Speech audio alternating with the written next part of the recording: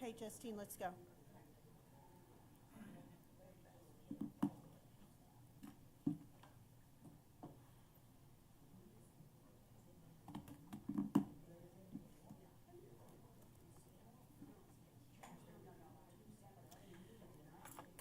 Good morning, and thank you for joining us today. Today is July 11th, 2023. We are here gathered in the hearing room on the first floor of the Larimer County Administrative Services Building. This is the Administrative Matters meeting for the Larimer County Board of County Commissioners. I call this meeting to order. We'll start with the Pledge of Allegiance. Please stand and join me for the pledge. I pledge allegiance to the flag of the United States of America and to the republic for which it stands, one nation, under God, indivisible, with liberty and justice for all. Thank you all for being here today, and thank you for joining us with the Pledge of Allegiance. I am Larimer County Commissioner Jody Shag-McNally, Chair of the Board of County Commissioners. I welcome you all here to our Administrative Matters meeting today. I am joined by my colleagues, Larimer County Commissioner Kristen Stevens and Larimer County Commissioner John Kafalis. Also joining us today is our clerk to the board, Tessa Beatty. Thank you, Tessa. You were here with us last night as well. We appreciate your hard work for the board. Also joining us is our county manager, Lorenda Volker. Good morning, Lorenda. We also have Tom Clayton from our Public Information Office. Tom, good morning. Thanks for all the work you do. And Sarah Martin from our Commissioner's Office, who helps with administrative support and lots of important things to support the County Commissioners. We now will move on to public comment. We do not have someone signed up for public comment, and because we're in transition and do not have the ability to have call-ins today, we're not having call-in public comment. We have not received any emails for public comment, so I will now open it up. And anyone in the room would like to make public comment, you're more than welcome to, at this time, step forward to the podium and identify yourself. You'd have 3 minutes.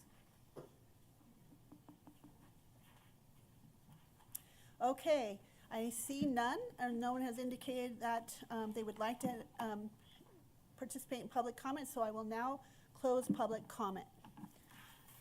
Now we'll move on to approval of the minutes. Colleagues, do you have any changes or additions or concerns about the minutes for today for approval? Okay, I will ask Commissioner Kafalis for a motion to approve the minutes then, please. Thank you, Madam Chair. Good morning, everyone. I move to approve the minutes for the week of June 26, 2023, and July 3rd, 2023.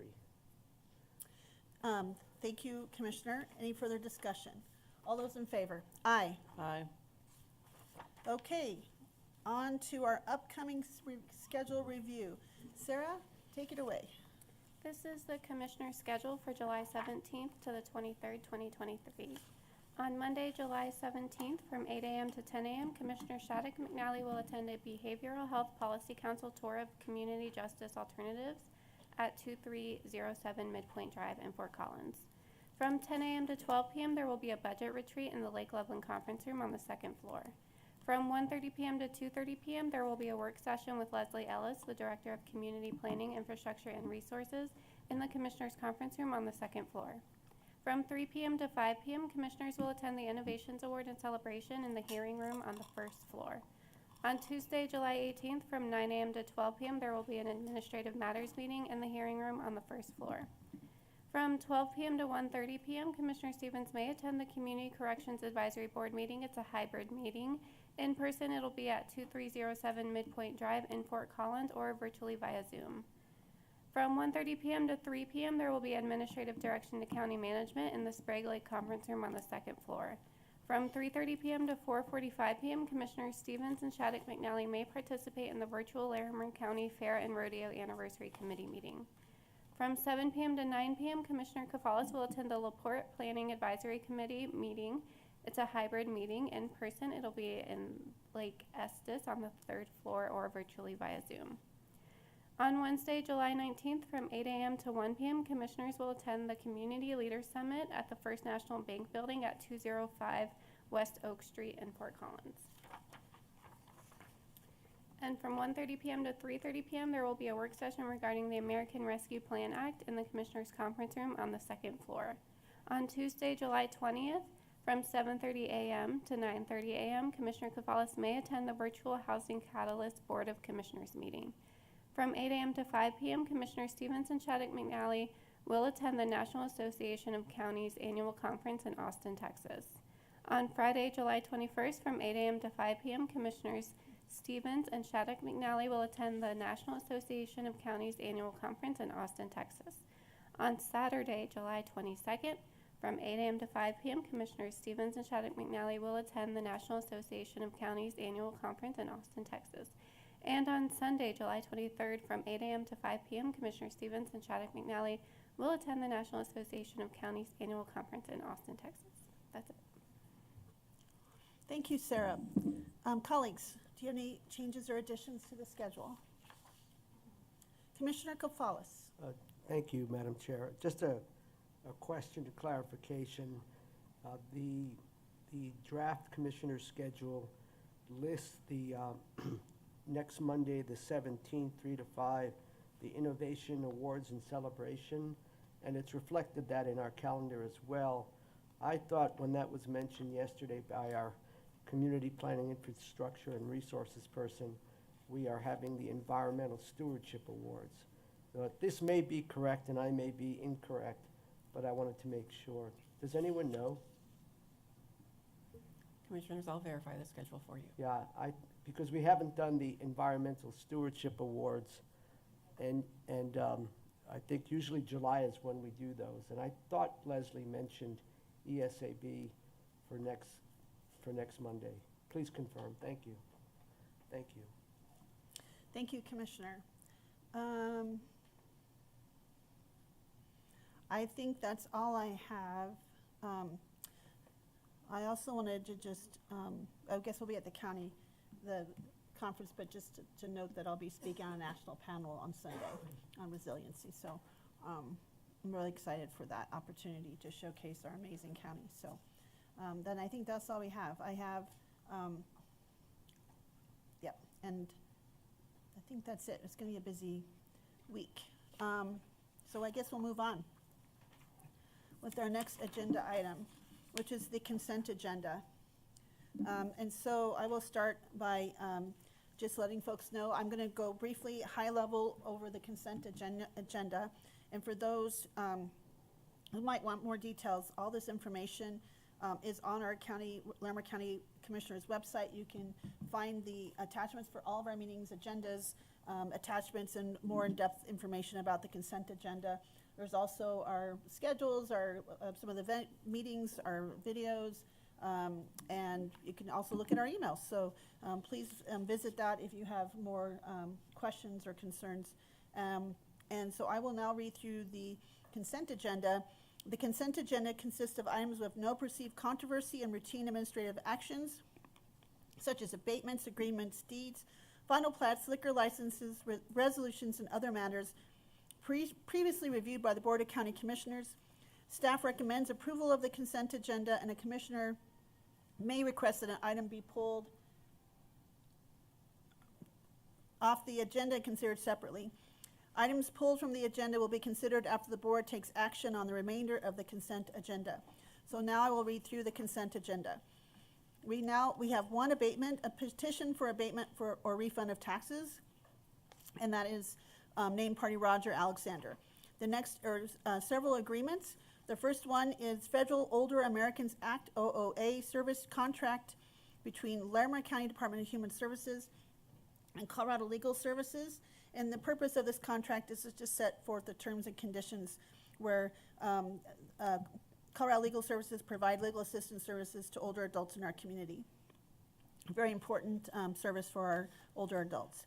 Number two, the contract between the Department of Health Care Policy and Financing, Larimer County Office on Aging, and Larimer County Human Services.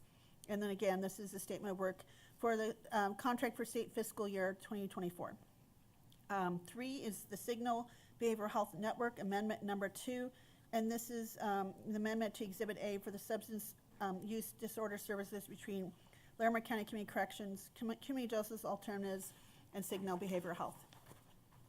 Number 4 is intergovernmental agreement for a phased development of the Larimer County Fleet Services Campus, submitted by Jennifer Johnson from Facilities, and this is just a phased development with Larimer County Fleet Services and the Larimer County and City of Loveland.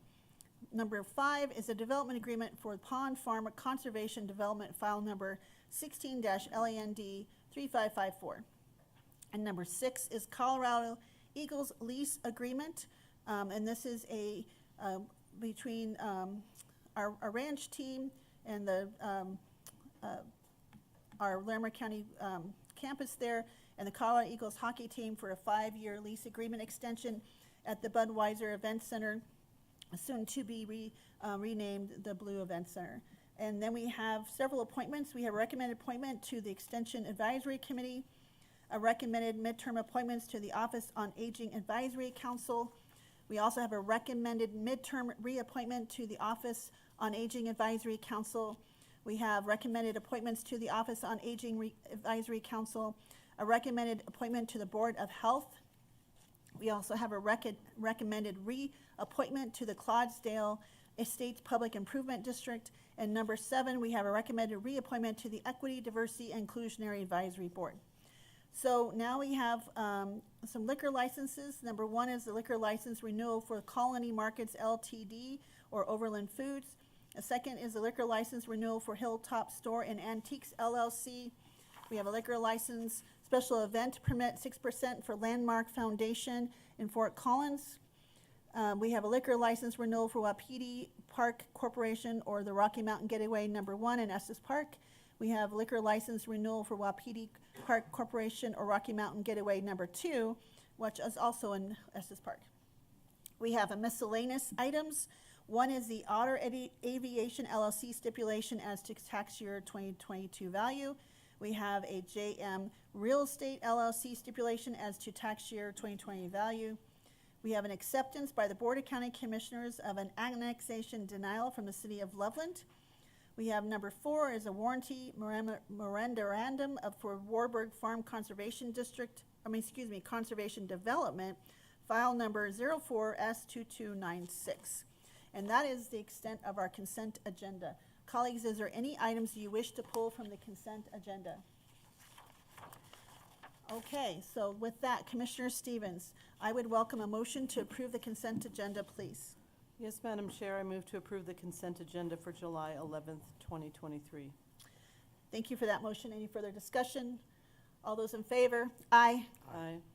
Okay, so moving on, comments from Commissioner guests. I was going to have special guest David Bourne to have recognition for his 15 years of service in the Office on Aging Advisory Council. Unfortunately, Mr. Bourne, who lives up the canyon, was not able, had to cancel yesterday, and so we will work to reschedule that and have him as my guest. So I do not have any other guests. Colleagues, do you have any guests? Okay. Then we'll move on to our discussion items. The first discussion item is our UC Health EMS Behavioral Health Secure Transportation License and Vehicle Permits. And I'm going to request Lori Stolen come forward from Behavioral Health Services Director and share about this item. Good morning, Lori. Good morning, Commissioners. Great to see you again today. Thank you for an opportunity to bring to you our first Behavioral Health Secure Transportation License application for your review and approval. Just a moment of history on this initiative itself. It comes out of House Bill 21-1085, where the legislation created legislation around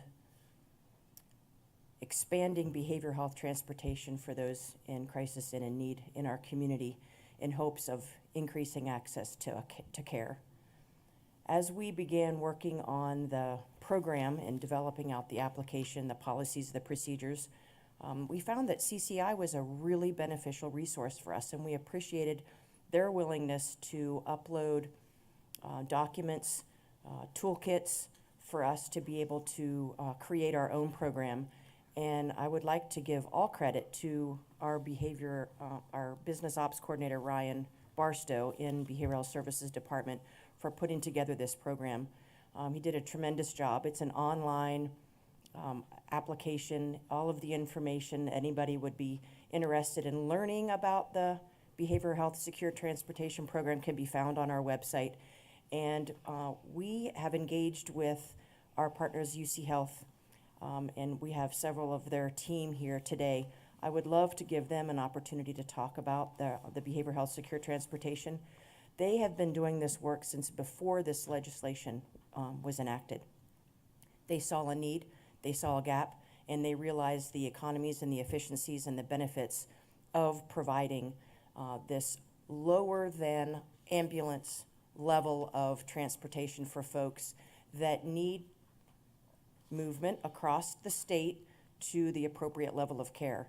So the system that UC Health has created is top-notch. It's a model for anyone that would be interested in doing behavioral health secure transportation.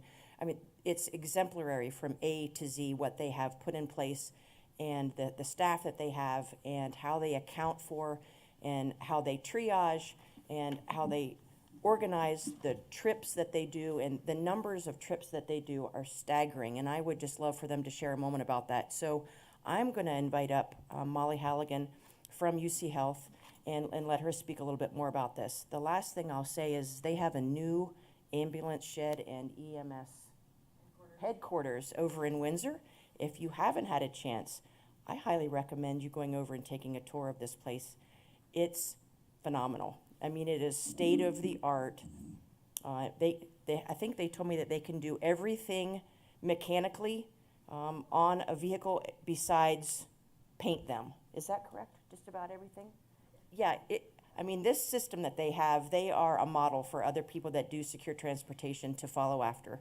So with that, we'll have them come up and speak about it, and then any questions that you may have, I'm happy to talk about that, as far as this being the first application that we bring to you for approval for behavioral health secure transportation. So Molly, team? Thank you, Lori. I appreciate that. Welcome, Ms. Halligan. And my husband actually has been out there touring that and just raves about it. Said it's pretty impressive. So, Yeah, thank you so much. Thanks for the chance to be here. And Lori did refer to it as a shed. It's slightly bigger than a shed. Ambulance storage? Bay. Yes, Something. yeah. Yeah, I just think that's a funny word. It is, especially because, 26 ambulances I think more than that, 42-ish? Yeah. It's phenomenal. It's huge. It's much bigger than a shed. Yeah, so we were blessed to have them come out and to our facility. So thank you, and thank you, Lori. Thank you, commissioners. And yes, Ryan, I would echo what Lori said. He has made this application process extremely easy. We have applied to we've applied for 2 licenses, and I would commend Ryan on the ability to make it very user-friendly for us. So thank you. And so my name's Molly Halligan. I am currently our operations manager for this amazing program. And I guess I have so many things to say about it, but I don't want to completely commandeer the agenda because I know there's a lot going on today. But I just want to give you a little background. We were very blessed to have this opportunity to stand this program up prior to this legislation because we saw a need for it. And so I was given about a 90-day window from start to finish to hire and repurpose some vehicles and figure out a way to get this program up and running. And so we did do that as of July 2nd of 2022. And I'm proud to say that we've transported over 3,100 patients in this first year. And it's been pretty remarkable. As you can imagine, access in our emergency departments is a huge gap right now if we do not get patients moved. And we currently do interfacility transport as well at the ALS and BLS level, which happens in ambulances. And what we found is that 30% of that volume actually was behavioral health. And 30% is big out of 12 to 13,000 interfacility transports that you do. And so we realized that there was an opportunity to start something quickly and more cost effective. And honestly, looking at our first value at UC Health, Patients First, this is a very dignified and private way to transport patients where it just feels better, right? They're in behavioral health crisis, they get into the back of a secure car and they get to go to an inpatient behavioral health facility.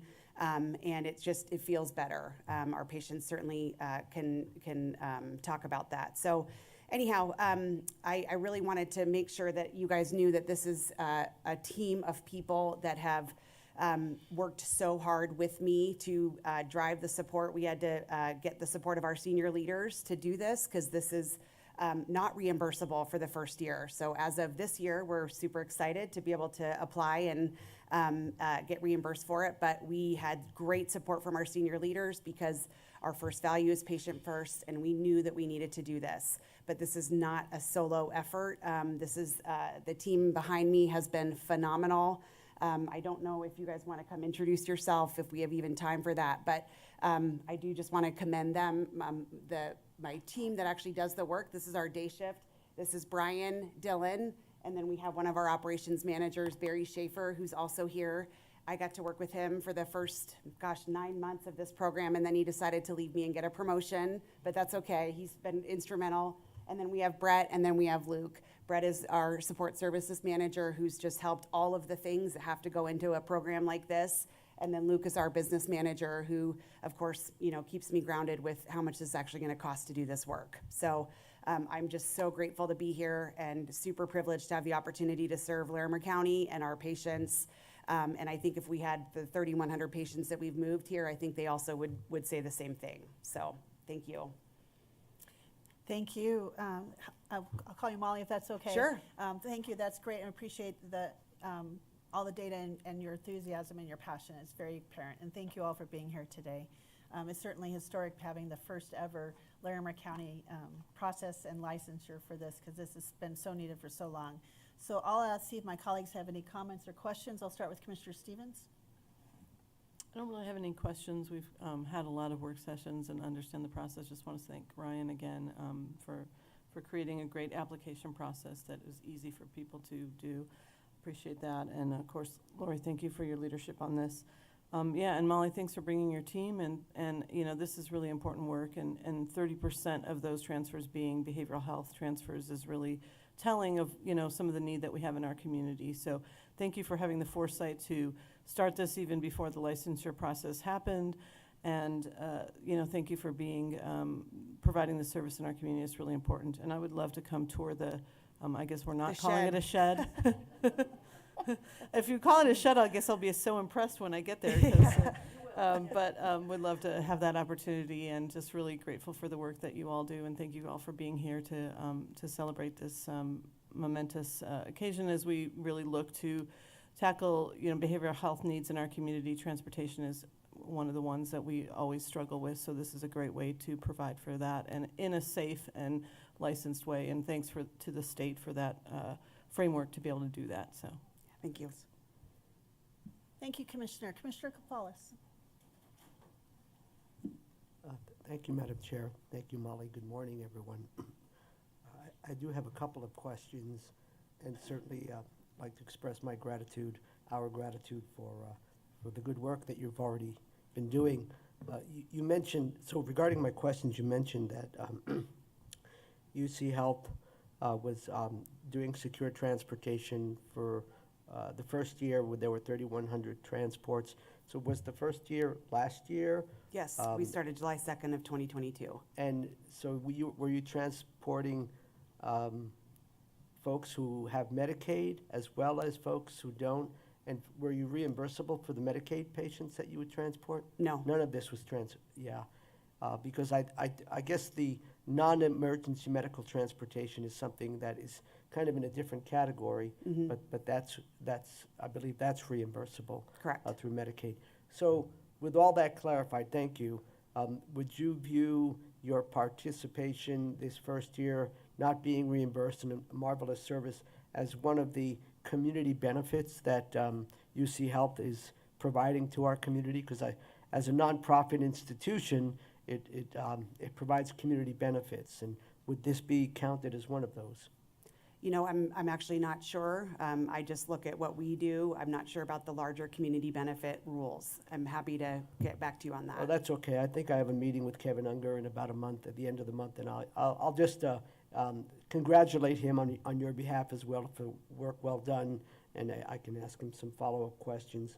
Regarding the license type, are we requesting, so there's license type B, and within that license type B, there are two classes. One where folks, and there are different kinds of vehicles. where there might be a need for restraint and situations where there's not a restraint. Could you talk about that a little bit? Are we getting two different are you requesting two different licenses and then permitting perhaps 4 vehicles? Could you help explain that, please? Sure. Yep. All 4 of our vehicles are type 1 securely partitioned vehicles. So we do not provide restraints other than just a traditional seatbelt. So our team does not do chemical and/or physical restraints. That is by design. We provide 8 hours of CPI training because we really believe that that's actually a better method of sort of collaborating with the patient that's in need in the emergency department. So these guys come in, we provide basic CPR and first aid because that's really a requirement for anybody who works in healthcare. And then we provide 8 hours of CPI training.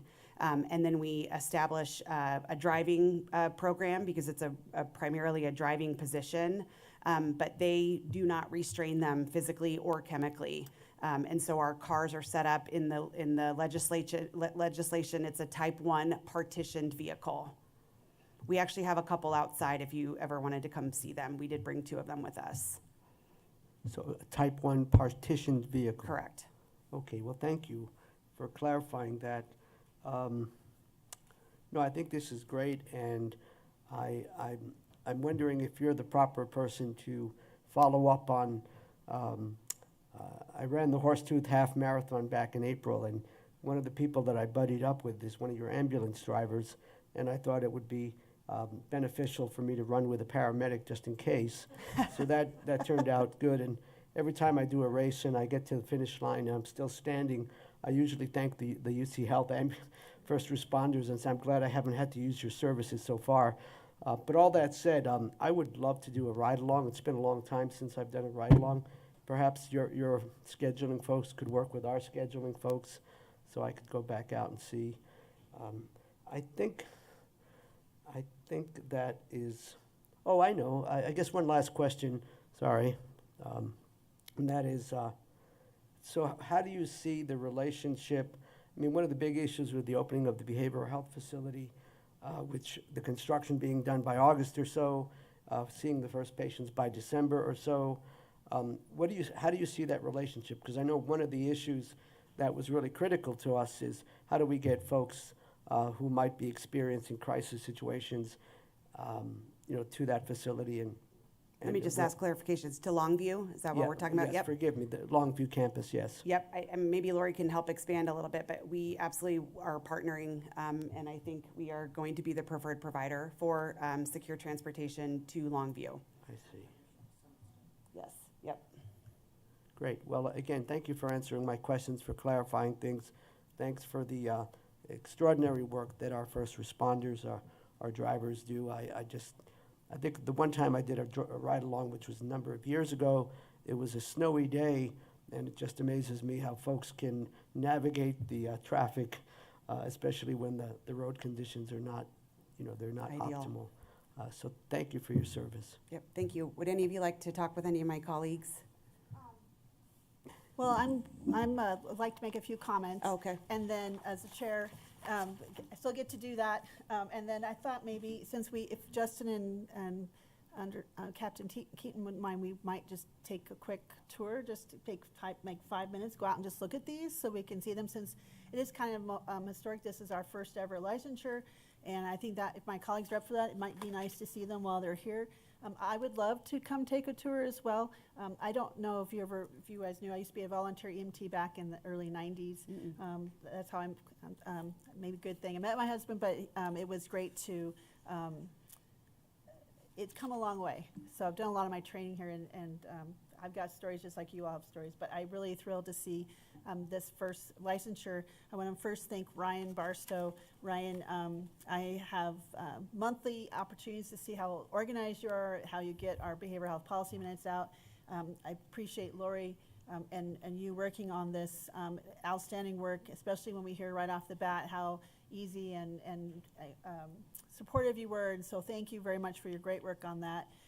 3,100 patients the first year when you're not being reimbursed, and, as you say, putting patients first because there is a need And we know Larimer County's been looking at these gaps and these needs for a long time. I worked on that mental health initiative, and these were conversations we were having back then, even then.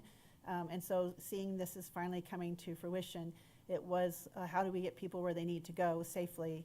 I really appreciate that patient first mission or value. I think that's kind of what we do here, is trying to take care of our residents and put them, public safety and caring of our resources. So grateful for the partnership and having this license. I'm not surprised, but still disheartened to know how many of the 30% of the behavioral health transfers. It just shows us another data point of the needs in our community. We've already been hearing some of this in the other areas that I've been working in, and so grateful for the work that you've been doing. Grateful to get this signed today so that you can be reimbursed for Medicaid and other things, and would love to come check out the Bay. I've been in a lot of bays. They're pretty cool, but this one sounds pretty awesome. So, and I just want to thank you all for being here today. You guys are front lines and, driving through all kinds of conditions and challenges, and want to just thank you for your work and your service to the community. So maybe we can ask, go out and take a tour and we can meet them, unless one of them want to come up, and maybe one of the ones, if you feel so inclined, you want to talk about your experiences driving already. So maybe the public can hear, and then we'll take a quick pause if my colleagues are okay with that, to go out and check these vehicles out. Madam Chair, there's a motion that we'll be doing that as well. Yes, sir, I'm not forgetting the motion. I plan to do that, but I thought we would kind of take this first, so thank you. Hi, my name is Dylan Allen. I drive with Secure Vehicle Transport. I've had, I'd say, a really, really wonderful experience working with Molly and Barry and the rest of the team. They really sold me on my first interview on the importance of this program. The amount of people I've seen that have had a better experience because they've had a much faster transport to where they need to go and getting the help they need it's unbelievable. Kind of leaves me speechless sometimes, really. I don't even know what to say. Well, that just being speechless and how much you appreciate, that says a lot. So how long have you been working? I'd say since last October. Can't do math quick on the spot like That's that. okay. But a few months now, and the volume of patients in just that time has been substantial. It feels very good to be able to give that kind of service to the community. Thank you so much, and I appreciate you being here and sharing your story, and thank you for your service. It's really great to hear, and heartening to hear how much you care about what you do. So colleagues, do you have any questions for Dylan? Great. Well, Dylan, thank you for being here today. So before we head out, I was planning to have this motion read so we can approve our first ever approval and issuance of a behavioral health secure transportation license for 4 vehicles for UC Health. This is really exciting and historic. So Commissioner Stevens, would you please make that motion? Yes, Madam Chair, I move to approve the approval and issuance of a behavioral health secure transportation license and 4 vehicle permits for UC Health EMS. Thank you, Commissioner, for that motion. Any further discussion? All those in favor? Aye. Aye.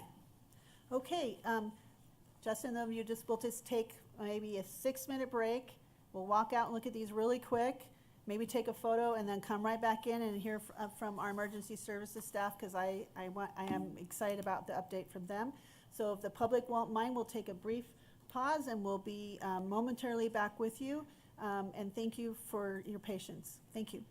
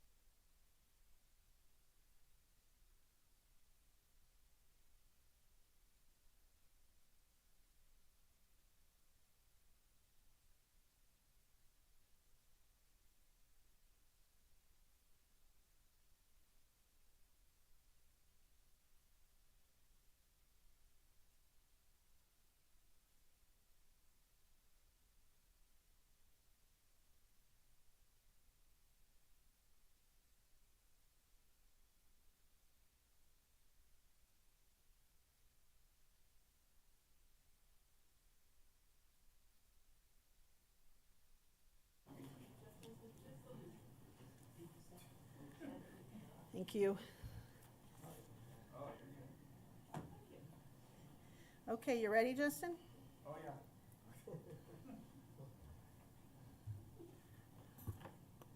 Okay.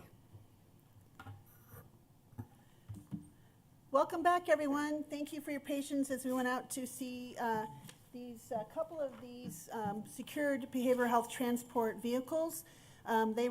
We wanted to quickly do that because they were taken out of service for a brief moment so we could come check out the first ever issuance of a behavioral health secure transportation license and vehicle permit for Larimer County with our partners at UC Health EMS. So with that, we're on to our next agenda item, which is something I'm really excited to hear about, and this is the Larimer County Sheriff's Office of Emergency Services, Office of Emergency Services 2023 update, and I am grateful and glad to welcome Justin Wetzel. Good morning, Commissioners. Thanks for having me. I appreciate it. Typically, this time of year, you see me and I'm coming to you talking about fire restrictions or wildland fires or other significant natural disasters that we may have had. And fortunately, to this point in 2023, we haven't had those issues. We have had minor flooding, but nothing of significance and no significant wildland fires in Larimer County. So that is good news. I do hate to say that eventually they'll be here this year. I think they're just pushed back a ways, but these hot, dry days will definitely see it change.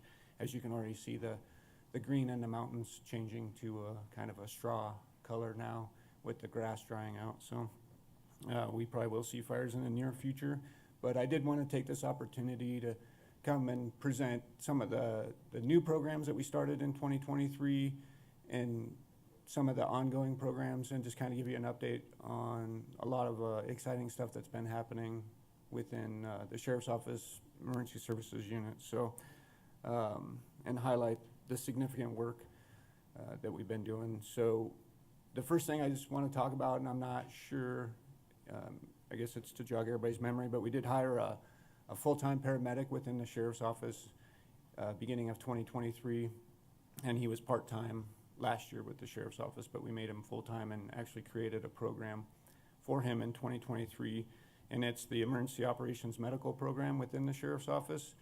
And his responsibility is in-house paramedic response for high-risk incidents, which include wildland fires, search and rescue, water rescue, law enforcement as well, high-risk events. And then he also does a lot of in-house medical training and with other agencies, and I'll get into that a little bit more.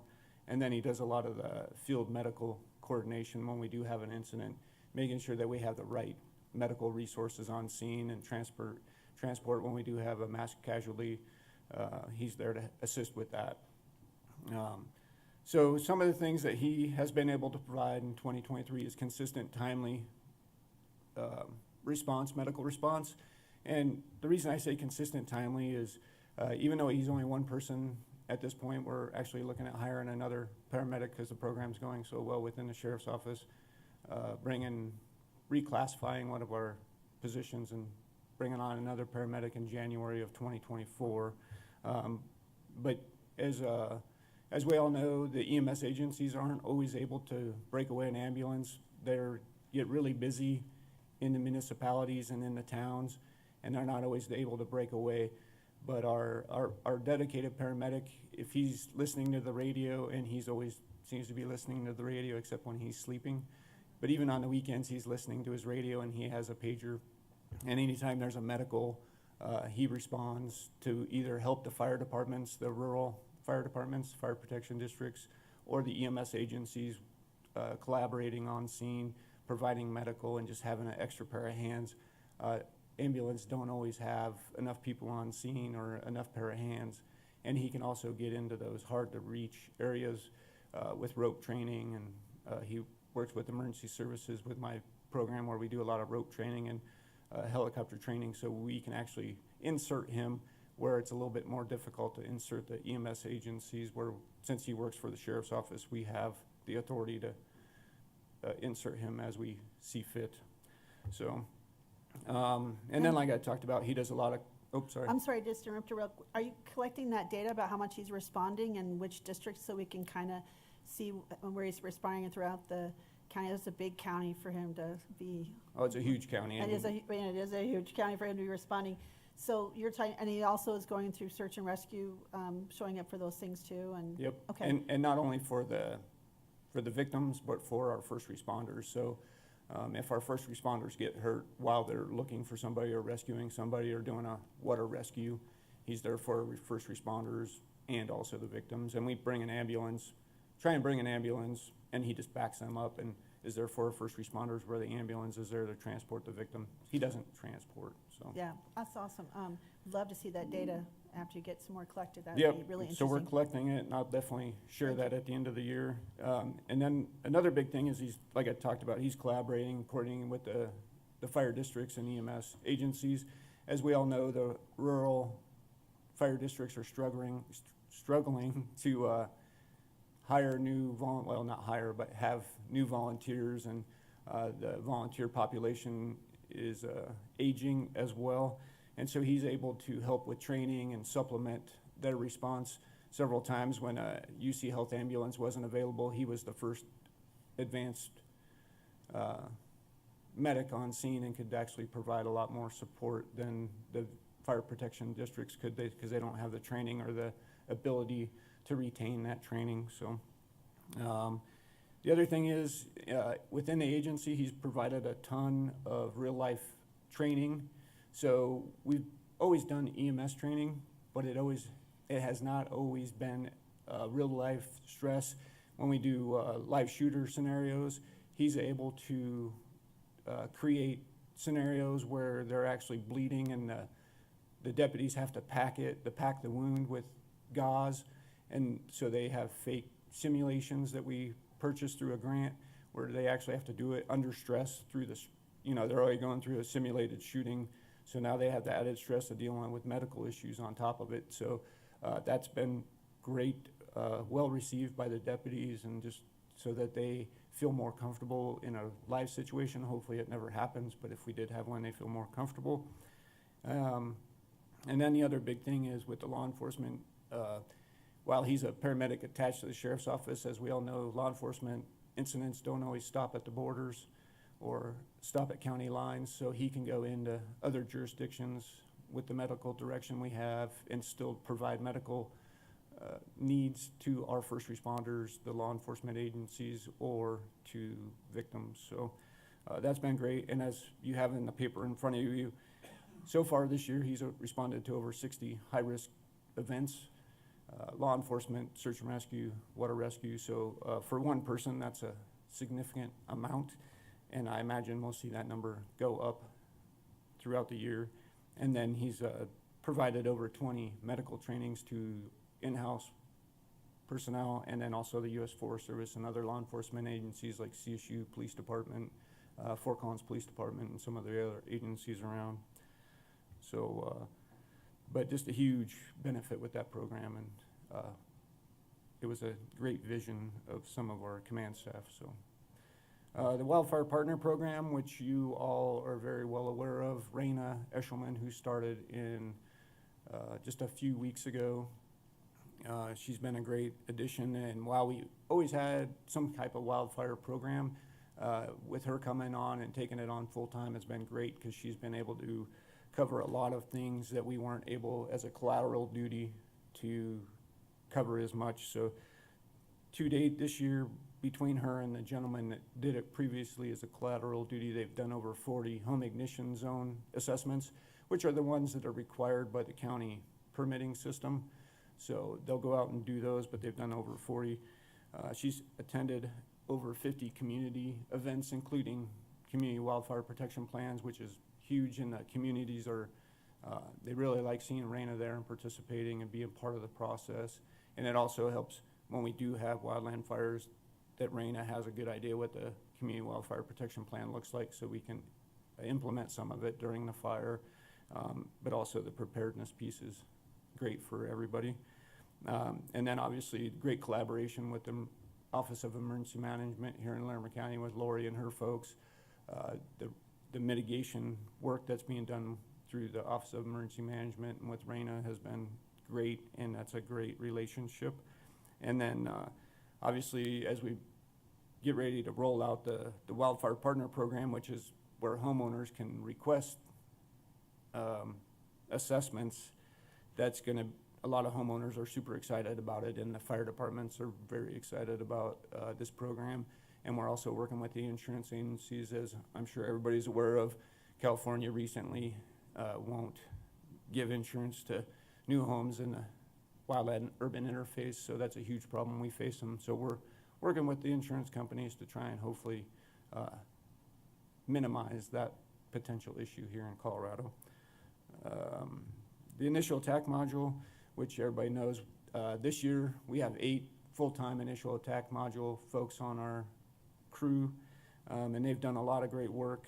They're the in-county fire suppression and response, but they also do a lot of other work as well, a lot of mitigation, but they've completed over 100 acres of wildfire fuels reduction on county lands this year, and they continue. I think they're actually out working and cutting trees today to mitigate even more land, and will continue through the rest of this year.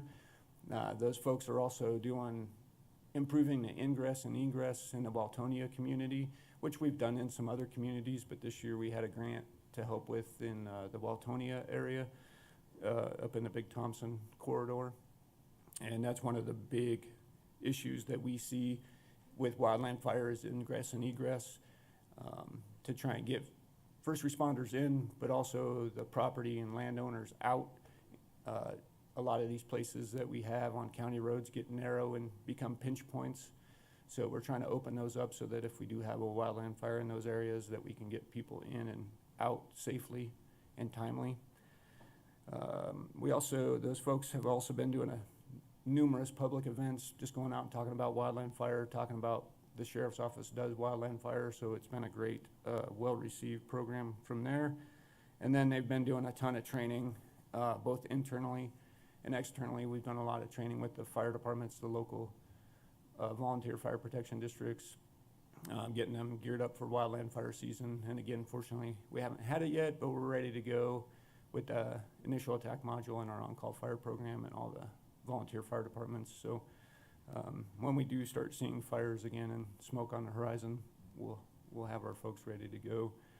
And then of the programs, the suppression module, so there's a difference. The initial attack modules are in county resource, and the suppression module is the 8 to 12 person module that we send out of county to respond to help on wildland fires throughout the country. And they just returned yesterday from the Spring Creek fire in Parachute, Colorado, that was almost 3,000 acres. But they did a lot of great work. They've been there for the last 2 weeks, and they're on a day off today and tomorrow, and we'll get geared up again to go back out. We were up on the board to go out, but Canada obviously has been burning a lot this year, but they haven't taken any of the cooperator resources. So, but we were available for months and finally got a resource order to Spring Creek fire, which the folks were excited about, and they had a great assignment and did a lot of great work out there. I think there's some pictures on the sheriff's office website of the crew going out there and working. And the last thing I wanted to leave you with that's not on your sheet is with the state of Colorado and Larimer County seeing a lot of folks going into the backcountry and pushing further back in there, and a lot of these areas opening up from the Cameron Peak fire where recreators are going. While we are seeing a lot more rescues, a lot more emergencies in the backcountry, one of the things that we realized that we need to start looking at is a helicopter for the sheriff's office, and it'd be a hoist-capable helicopter. And so we've put a lot of work into data, a lot of work into what a program would look like for the sheriff's office. And when we start talking about helicopter for these areas, the biggest thing is time. And when we have folks that are in an emergency, time is really of the essence to get them either to a facility that can take care of them, or to get them assessed to figure out what the issue is, and to reduce exposure from our rescuers, our first responders, the fire protection districts. The helicopter really keeps coming back as the tool that can help the most. And obviously with the right equipment, equipment and people on that helicopter is a big piece of it, but that's really kind of where we're focusing our efforts to try and go. And I just wanted to make sure that everybody's aware, that we are looking at it. Obviously, they're expensive, so that'll be everybody's first question. But I do think there's been several rescues, responses in the last couple weeks. Our paramedic said he's done more advanced life medical treatment in the last 16 days than he did all of his career. And that was, we had the rollover that there were 5 people in RV that was converted from a bus up off at Pingree Park. Well, he was one of the first responders up there. If we would have had a helicopter, we could have got to him a little quicker. I'm not saying the outcome would have been different, but we definitely would have been able to have more situational awareness.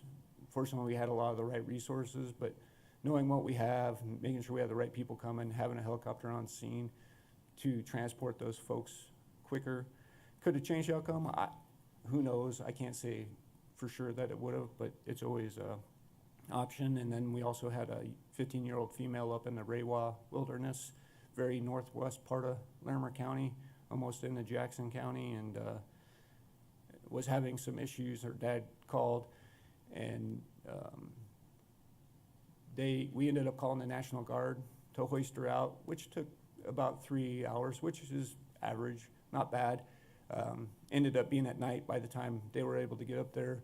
So if we would have had our own helicopter, we could have done it in daylight a little bit more safely and lowered our folks down, but they ended up hoisting her out and finding out that she actually didn't need medical. Her dad ended up driving her to town after we spent a lot of time getting the National Guard helicopter to her, and then Flight for Life came back for a second time to fly her to the hospital, and her dad decided to drive her once they assessed her. And so we could have reduced a lot of exposure for the National Guard, for Flight for Life, our first responders, because we had horses from the local ranch heading in to check on her. We had law enforcement, we had search and rescue, we had probably about 50 different resources working to get into her. Just in case the helicopters can't make it, we send our rescuers at the same time. So, but that's what I wanted to leave you with, and open it up for any questions you all may have. Thank you, Justin. Certainly interesting about the helicopter discussion. I'm sure that also you're looking at the liability insurance and all that stuff. And would you I'll ask my question later. Commissioner Cafalis or Commissioner Stevens, do you have any comments or questions? Commissioner Stevens. Yeah, thank you, Justin. That was a pretty, really appreciate the updates on what you're working on. There's clearly a lot here, so thank you for all those updates. And yeah, glad that you're here on better terms. We're not having to make any requirements for people to not have fires or something like that, or talking about a fire. So that's a good place to be. A question about the home assessments. You said that those haven't really started yet, but they will be starting. Do we have any kind of time frame for that? Yeah, we're probably still a month or 2 months out. We just want to make sure that we have everything in place before we start doing those. And what I mean in place is that we've talked to the insurance company. Boulder County has a very similar program, so we're working closely with them they've had their program for about 3 years. So rather than reinventing, we are trying to make sure that we're aligning with the pros, that the successes that they've had, rather than trying to repeat their failures. And so I believe in 2 months we'll have that up and running. And the other thing is we're working to educate the fire departments so that they can go out and do them themselves. There'll still be the inspection piece for the permits, but the assessments are really the voluntary requested assessments, where we'll go out and assess their whole property and give them a report, a document that can kind of help guide them on what would benefit them if there was a wildfire to come through. Yeah, that's great, and that's great work, and I'm glad you're working with Boulder to kind of learn from their, might as well learn from other people's mistakes, right? Exactly. So have they been successful with the coordination with the insurance companies? Because I have heard those same reports from California, and heard that there's even insurance companies that have pulled out of California altogether. So and thinking about that, I mean, not just in the wildland, but I think that State Farm or somebody has just, like, we're not going to insure anyone in California homes any longer. And so that's pretty scary and telling of how serious, the situation's become. So do you know if Boulder has had success in talking, and are you feeling comfortable with that that folks might be able to get that kind of insurance if they're able to do this work? Yeah, so from talking to the folks in Boulder who run the program, they have had great success, is the words that they've used, with the insurance company, and they have great collaboration with the insurance company, which has guided a lot of their, when they do their assessments, to align with the insurance companies, what they're looking for, and they've had great success is what we've been told. And so we're working with those same folks at the insurance companies, trying to align our program, and that's why we named it the Wildland Fire Partner Program, because that's the program that is the insurance companies are aware of. And so there was some reason for the naming of it, just so the insurance companies were familiar and knew what that program was about. And so we've done a lot of things to try and leverage to make it successful from the beginning, even by naming it, and really just trying to time with them and making sure that we can meet as many of their requests as we can. And so I feel like we have a good chance of being successful. And if that changes, we'll definitely be having those conversations with the insurance companies, trying to figure out what we can do to improve. Yeah, that's great news. I mean, I think that honestly, it helps us all. We're all in a pool together with insurance, so the more we can mitigate, the lower everybody's insurance in the state is, honestly. So it's I mean, obviously, it's important work to do, but everyone benefits from it. So that's good. And then with regard to the helicopter, are there grants available for things like that? Or do you know of any grant kind of programs? Or I just wondered, to offset some of the costs if you're looking into that. Yes, we're looking into every funding mechanism we can, and grants are something we're looking at. We haven't had great success with grants, but we continue to look at any funding potential opportunities that we can locate. And we are even reaching out to a lot of the other programs around the country, law enforcement, public safety programs around the country, to see how they fund their programs as well. And so we continue to go down that road. And Yeah, I wonder if it even could be a shared resource amongst, several, groups. I don't know, but I guess as we look at, because if the cost is prohibitive, how can we, make sure that we're kind of offsetting some of that on our end? So thanks, thanks for describing that what turned out maybe not to be much of a rescue in Rewa, and that's really concerning that you would put all those efforts to somebody who really wasn't maybe as hurt as they initially seemed. And so, I mean, but that's kind of part of this, thing. It is is. People, sometimes engaging in behavior that's riskier than their ability, I guess, yeah, is a good way to put it. And so, yeah, I mean, how do we educate people? I guess we always struggle with that. But thank you for your efforts, and thank you for all the good work. This is a lot of great information. Appreciate. It's good. Not that we thought you didn't have anything to do in the off time, but it's really actually probably nice to have the time to prepare and do some of this work in anticipation of some fires that will likely be coming up. no, it's been great having a little bit of a breather Yeah. and trying to get these two new programs really heading in the right direction. They don't need a lot of support from me, but they've done a great job. So Absolutely. Thank you. Thank you, Commissioner Stevens. Commissioner Gonzalez, do you have comments or questions? Yes, thank you, Madam Chair. I have a little bit of both. The first is, can you share what kind of a price range we're looking at for the helicopter that you are investigating? Are we talking about $1 million, probably more, less? definitely more than $1 million. Oh, So I'll give you two different numbers. I'll give you a new helicopter versus a used helicopter and some quick pros and cons of both. So a new helicopter, and when I say a new helicopter, and I'm talking about the program, the pilot, the tactical flight officer, a hoist, a camera that can see at night, and vehicles for those people and everything, a hangar. So it includes everything. So a new helicopter would be about just over 7 million to run the program, and then every year after that, it's probably 1.5 million. And then for a used helicopter, we're looking at 4.5 million, and then 1.5 million every year after that to run the program. The difference between a new and a used helicopter is a new helicopter, you get a warranty, you get it fitted out the way you want with the camera, the hoist. If you get a used helicopter, you're gonna have to go back and retrofit it with the hoist, possibly, the camera, and those types, like a hoist itself is almost $350,000, and then the retrofitting in the airframe can cause some potential issues. So we're looking at everything, funding, because we realize that's a high dollar amount. So we're looking at every funding opportunity and ways to reduce that number, and also the pros and cons of new versus used, because we do realize that's a huge, significant amount to the county. Thank you for sharing that, Justin. And it seems like figuring out a cost-sharing opportunity would be a really good way to go. Two more questions and then a couple of comments. One is, can you provide us with an update on another capital cost, the new campus?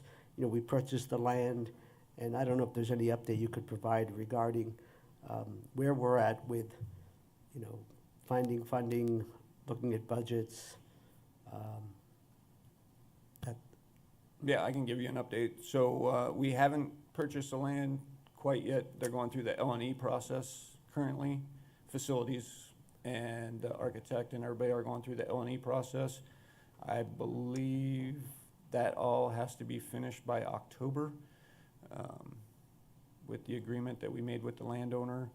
And we go before the Planning Commission in August, I want to say, to present that. So that's still in process.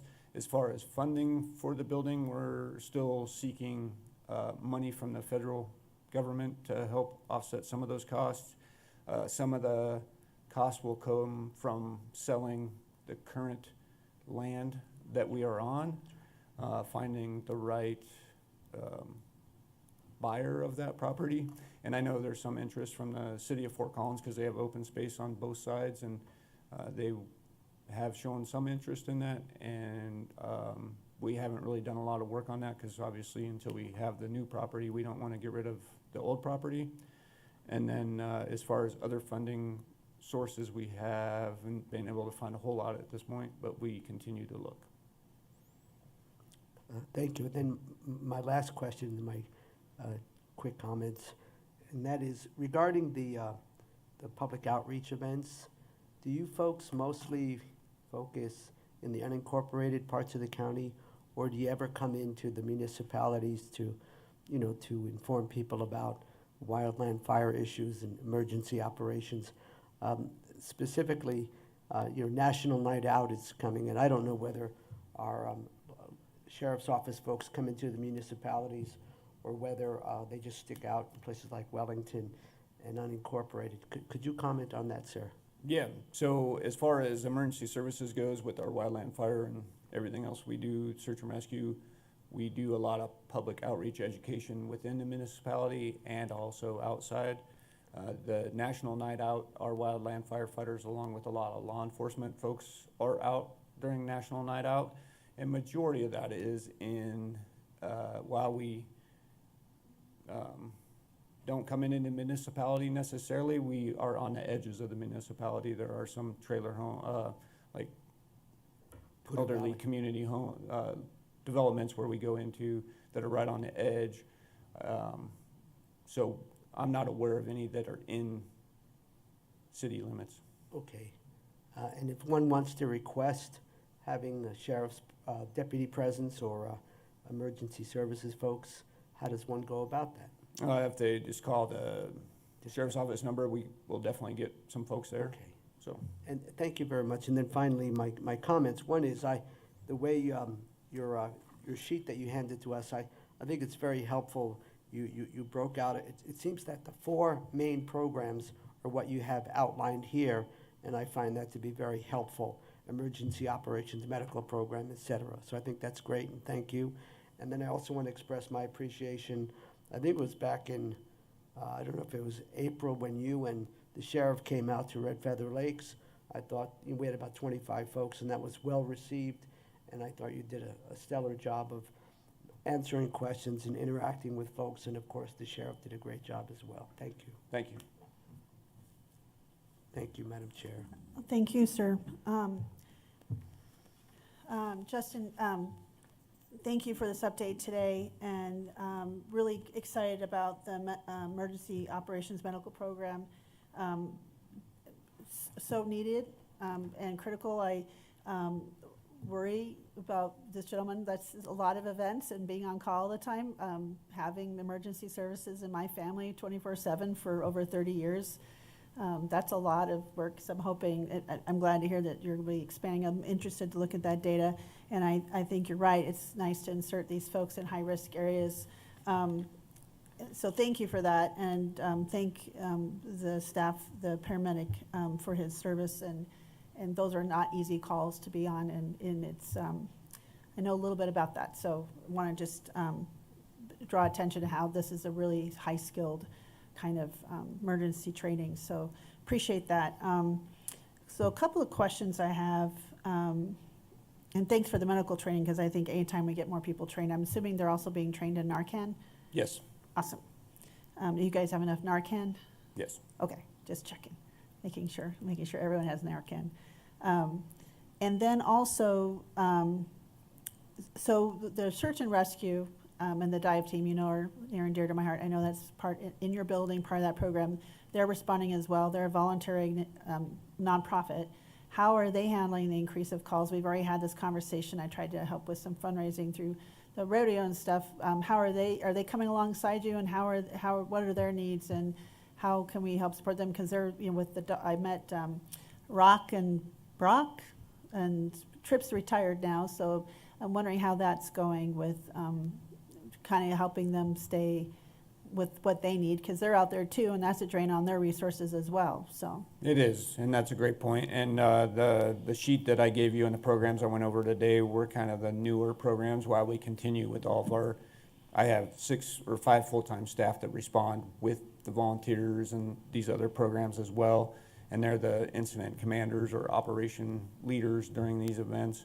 But these were the newer programs, so I wanted to highlight them today. But that's a great point about search and rescue and the dive rescue, that they are all volunteer, and they do spend a lot of time assisting us. There's actually a car in the river from Saturday that we're gonna leave in there for a little bit just because the water's a little high and trying to coordinate all the right resources.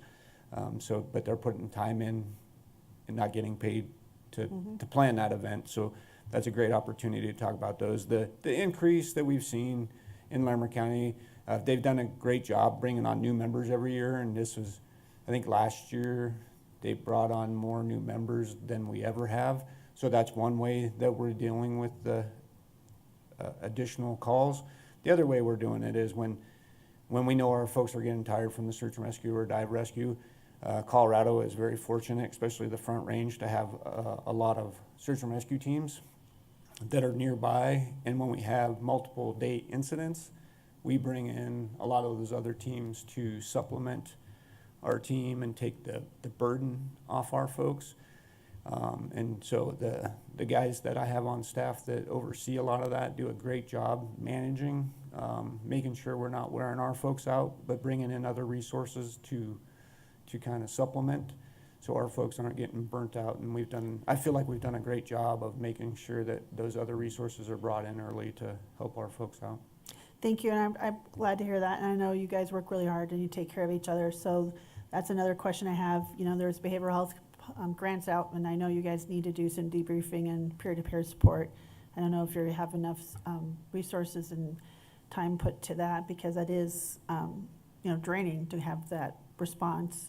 I did talk to one of the volunteers that were involved with the Black Hollow, and just want to make sure everyone has that opportunity to have access to, you know, services or, you know, debriefing. I know you guys do that, but just want to make sure you know that if that's an important piece of this, especially for these volunteers. So just curious about that as well. No, that's another great point, and I appreciate that.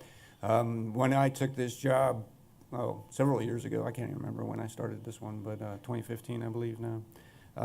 One of my big things was that the behavioral health, getting our folks the right care before, during, and after an event. And so when we didn't, for emergency services, we didn't do the resiliency training ahead of incidents. We waited till after an incident.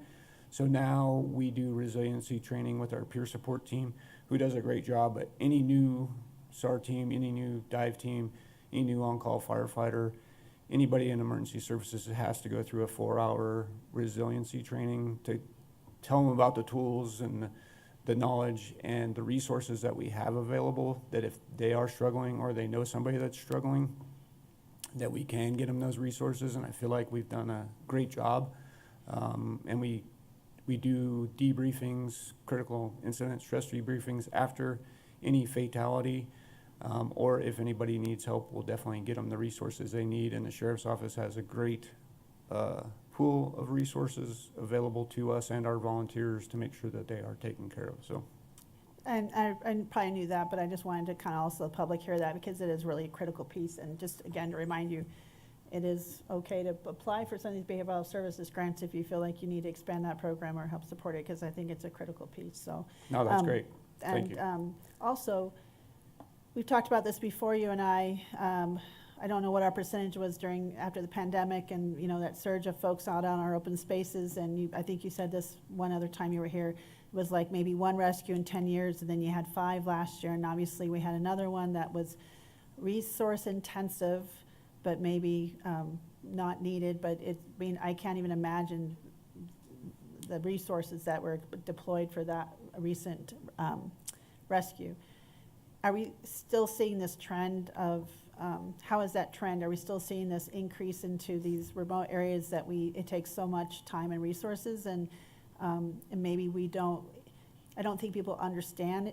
They think you just kind of show up, but they don't realize the amount of money and teamwork and stuff. And it is, we're there to help for public safety, but it is a drain. So I'm curious, is that trend still kind of this exponential growth, and any ideas or concerns about how we should plan for that, budget for that, support that, strategize for that?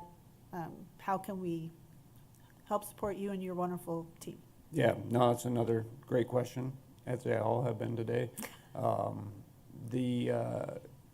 We definitely have seen increased further into the backcountry, the remote areas where early on in my career we did not see it much. It was the extreme athletes or the extreme backpackers going into those areas.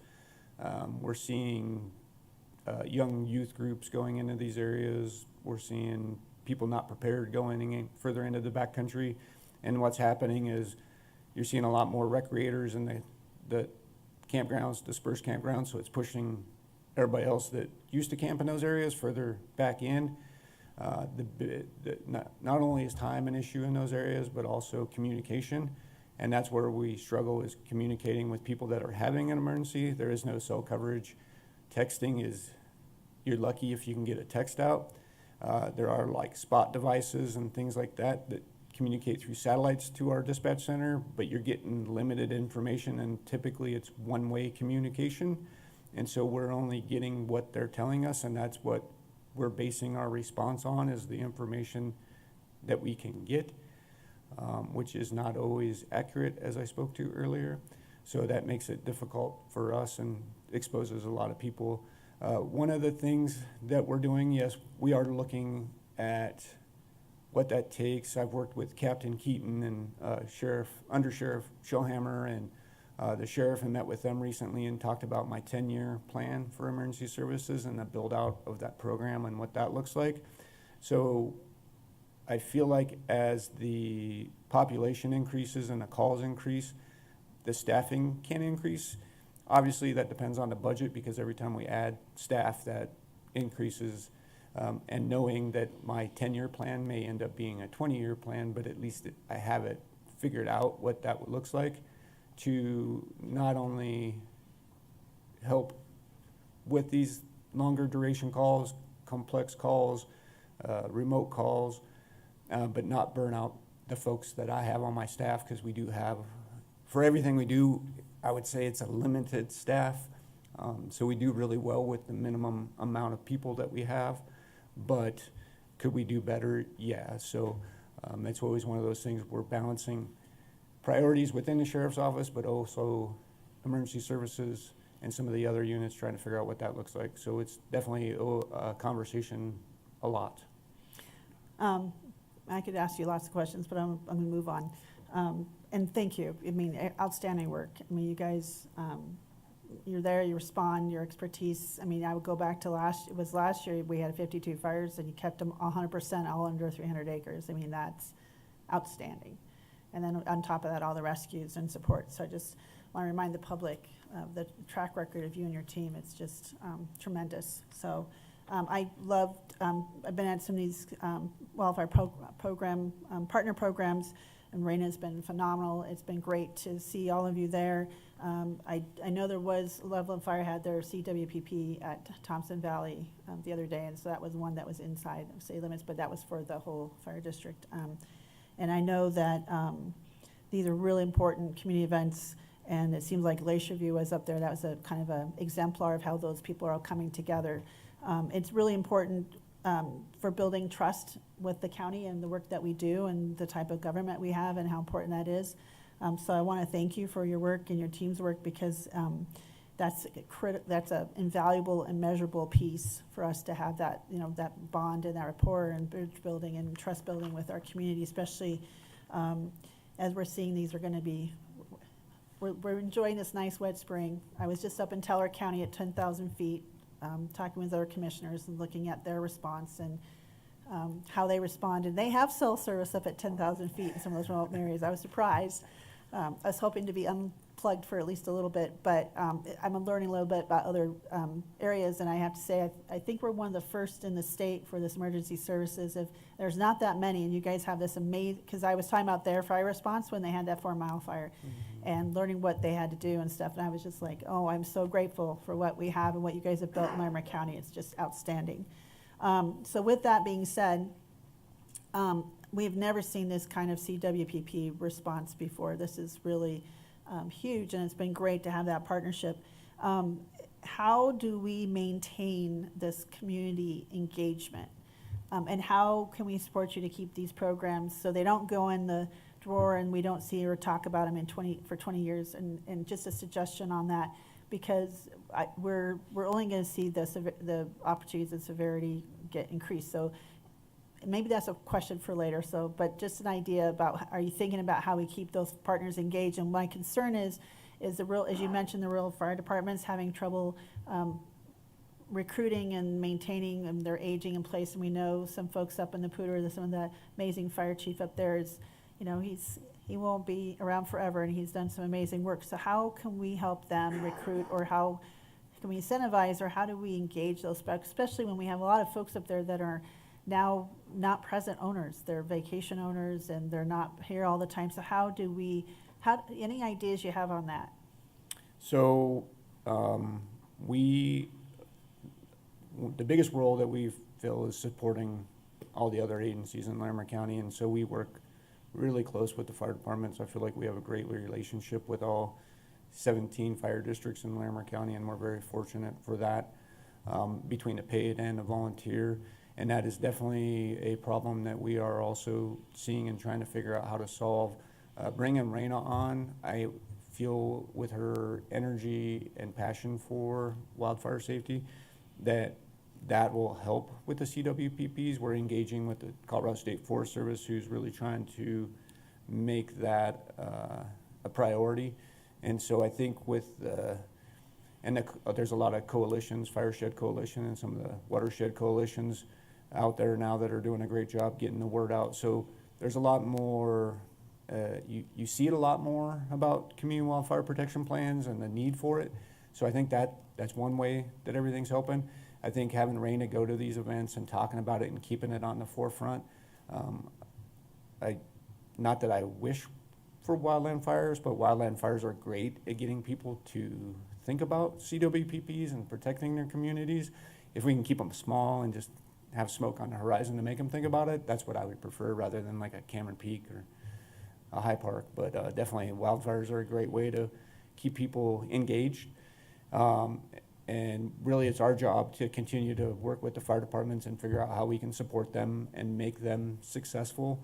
And bringing like our paramedic program on to help them out is a great way, and the fire departments have been very thankful for the support we do provide them. And if they ask for the initial attack module, we send them for training, for response, for whatever they need. So that's been great as well to supplement them with some younger folks. So it's been great. I could talk to you guys for a long time, and so I will put some things in the parking lot, and I think Ari mentioned I need to kind of circle back with you both. So, but I don't want to take more time from my colleagues. We've been talking a lot, but I really appreciate your updates today. Phenomenal work, such critical, important work, especially since our county is, you know, over 40%, almost over 50% public lands. And so, and you're right, we have a lot more people pushing into our remote areas, and that's just going to increase our risk and increase our exposure. And we want to, public safety is really important, but we also have to take care of our first responders, that we reduce their risk and their exposure as much as we can. So important people on our front lines. So thank you all for being here today. Lorenda, do you have anything else you want to add? I mean, I know we're taking some notes on these expenditures, and I am also looking for pots of money and under the couch cushions for the, you know, the center you want. And of course, you know, I have experience with flight helicopters, emergence, for a lot of years, so I certainly, I perked up, so I have some offline questions, because I want to know if we can look at Douglas County, what they did, and some other things. So, but Lorenda, would you have some comments for Justin and Captain Keaton and all those? And I'm sorry, I don't know the other individual's name, I apologize. Corporal Downing. Corporal Downing, thank you.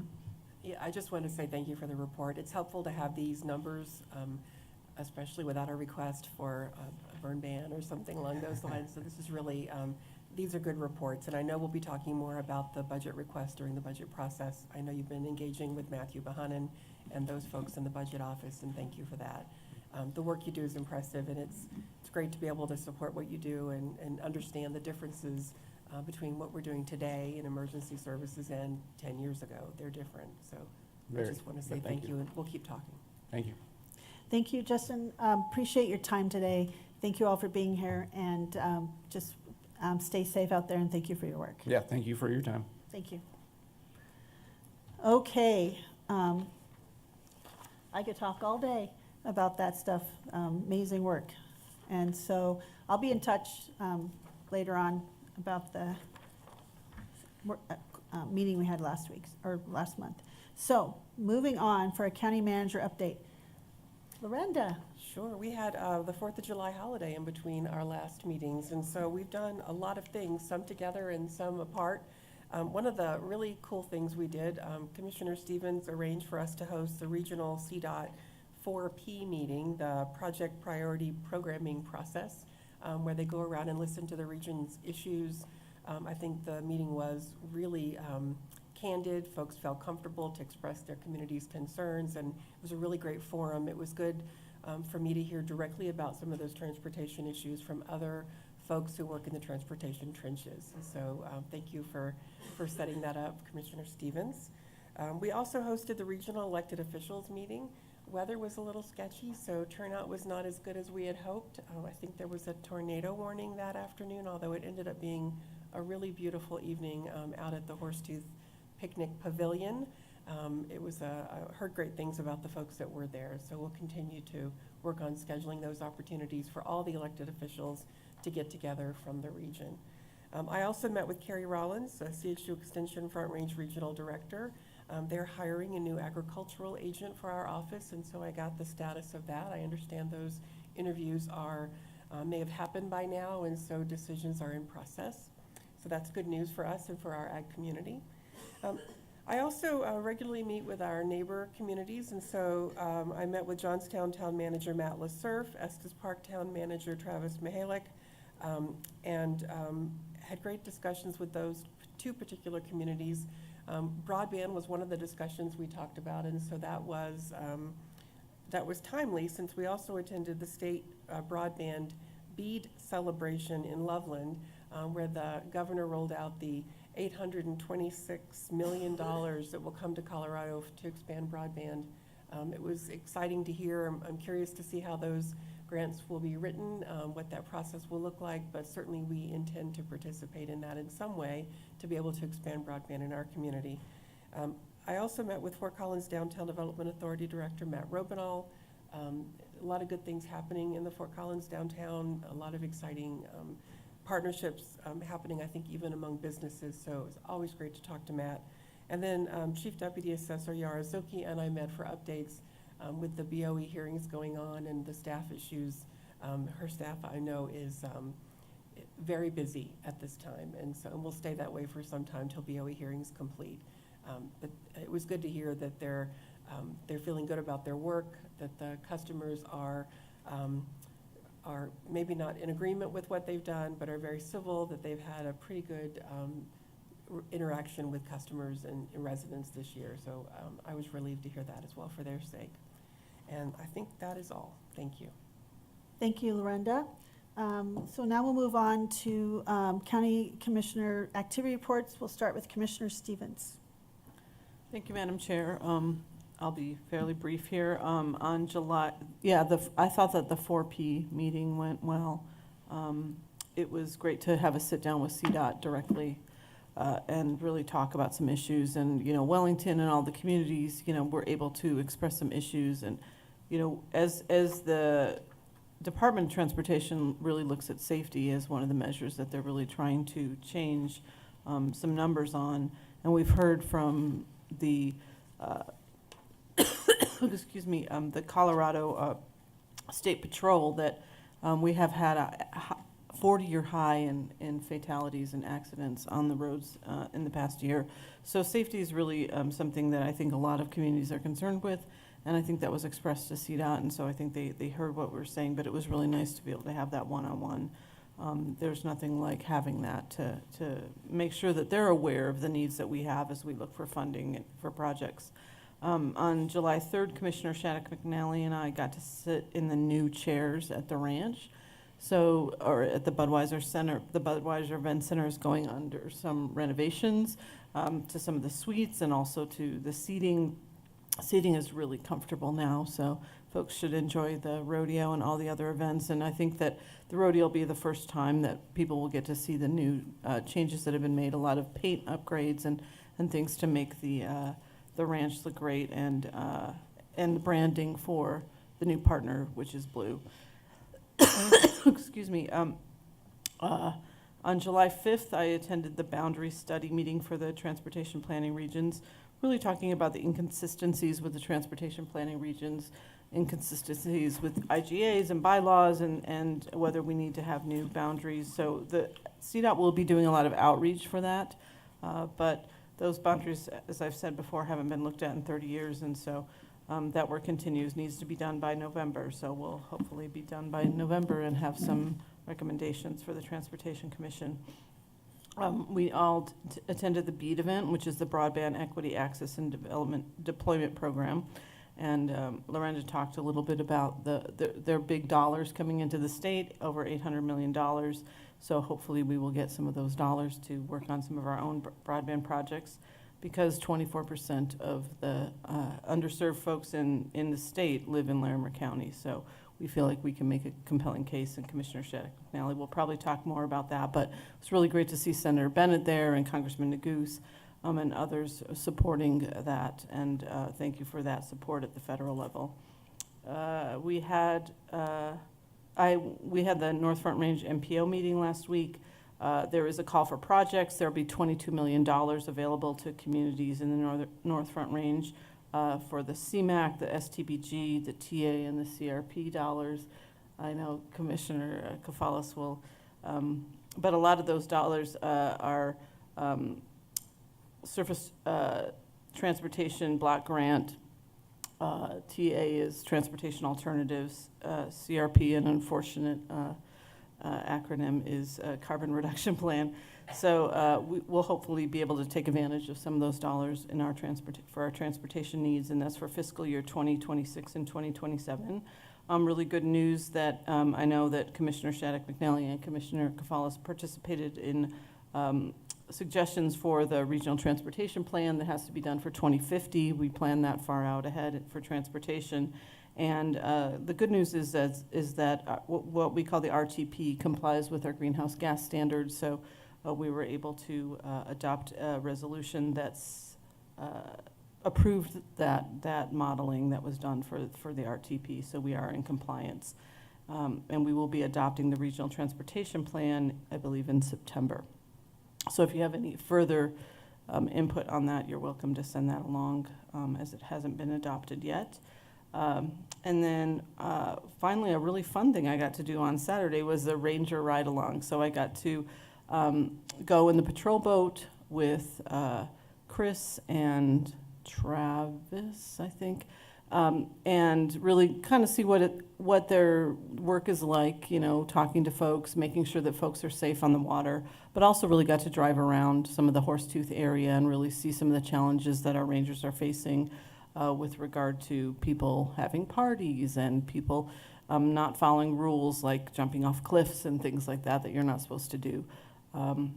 We did not have any rescues while I was in the boat. We did rescue a hat for someone. The person was on the boat, but the hat was in the water. So that was as exciting as it got, which is just fine with me, but really did try to educate some folks on how they need to be wearing life vests when they're on the paddle boards and making sure their little ones have life vests. So it was great to see, like I said, some of the challenges that they're facing in both the parks and on the water, and I thank them for that. A really fun ride.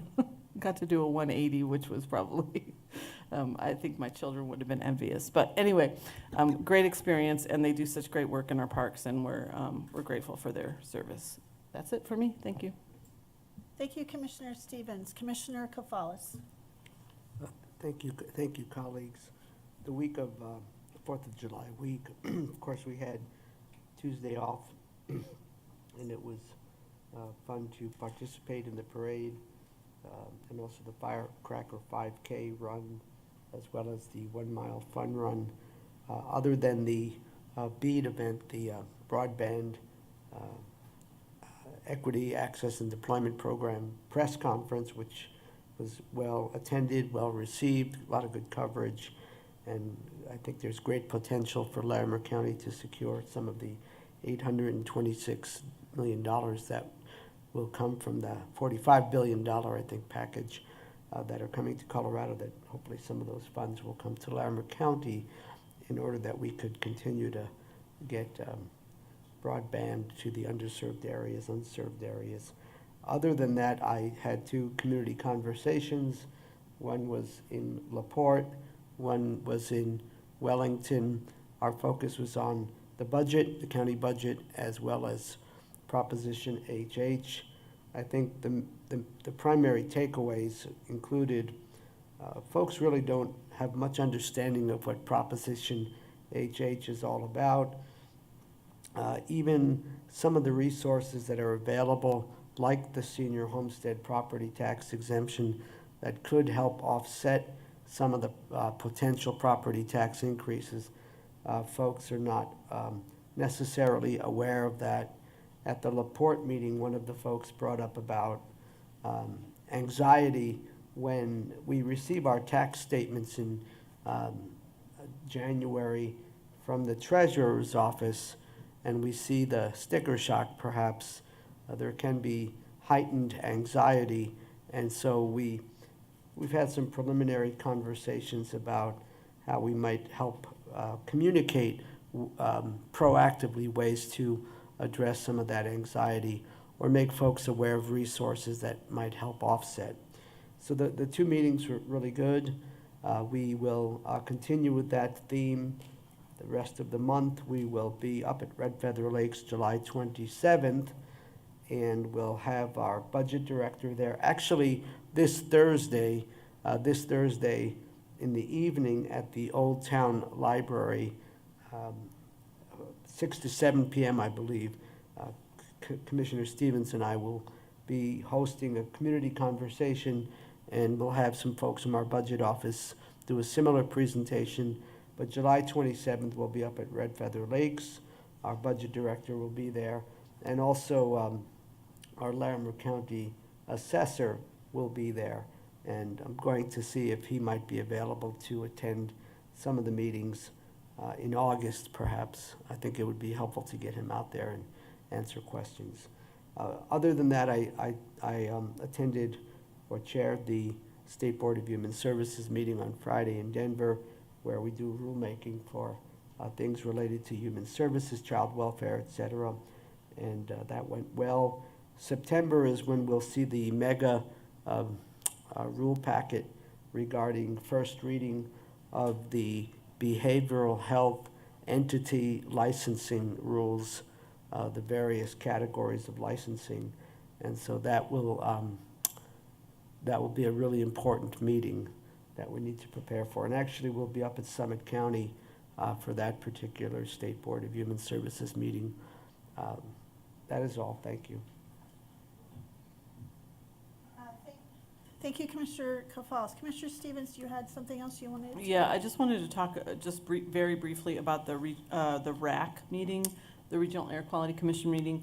The RAC did vote to push forward to the Air Quality Commission the recommendation to, for all local governments to be able to use the handheld electric, to convert to handheld electric gardening equipment by 2025 at least during the ozone season. So Mayor Wendy Koenig and I talked about how we'd like to have a waiver process if there's projects that can't be accommodated with the electric equipment. But it's something that we need to look at, is how do we access some of those dollars that are available at the RAC to be able to buy that equipment and to encourage any contractors that work with us.